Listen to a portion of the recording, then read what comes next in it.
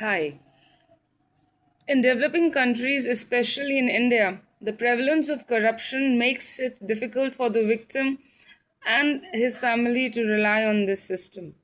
The corrupt are blind to the symptoms and tortures of crimes to the victim and his family. Indian administration officials and even police are known to exercise full apathy when dealing with victims. This has been a trend in India for the last 78 years, and that is exactly the number of years old we are since we got independence. We Indians are the most apathetic when it comes to criminal justice. Our history began with the partition, during which thousands of Hindus, Muslims, and Sikhs were killed. So, in a sense, the government so formed could take the excuse of killing some innocent, and that began the moral corruption in India. Because if you are a Mahatma, then you will not let an innocent die. And if you will, then surely you are not a Mahatma or a saint. In India, the justice is more about confusing innocent victims with the procedures and legal processes than in the deliverance of justice and immediate relieving the victim and his family from the crime. This apathy runs in the entire system. The entire chain, politicians, bureaucrats, police, lawyers, and judges are corrupt and apathetic. All of these want to be shown in good light, whereas all of these are deep in muck of corruption. So this whole apathy needs to be replaced with sympathy and empathy. This moral revolution is very difficult to induce. The excuse of ये India है and यहाँ सब चलता है will never let it happen. Generations of these public servants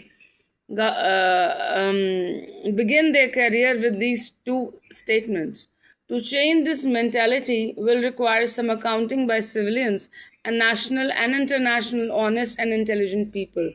Corruption and crime are like air pollution. If it can harm me, it will harm you too.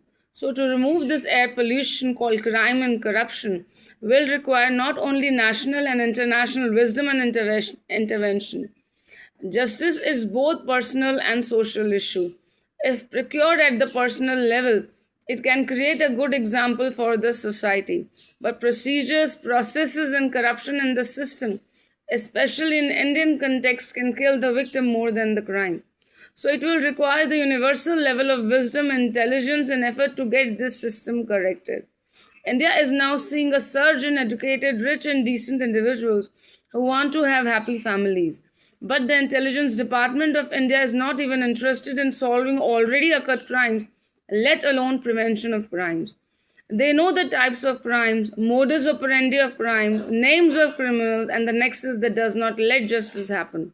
It is my request to the international community of governments and administration to take this criminal and social justice seriously, to create an environment of protection for innocent citizens and their family, to severely kill criminals, to restore peace in the minds of common man, to improve the system of administration of justice, to never let any country take excuse in the administration of justice.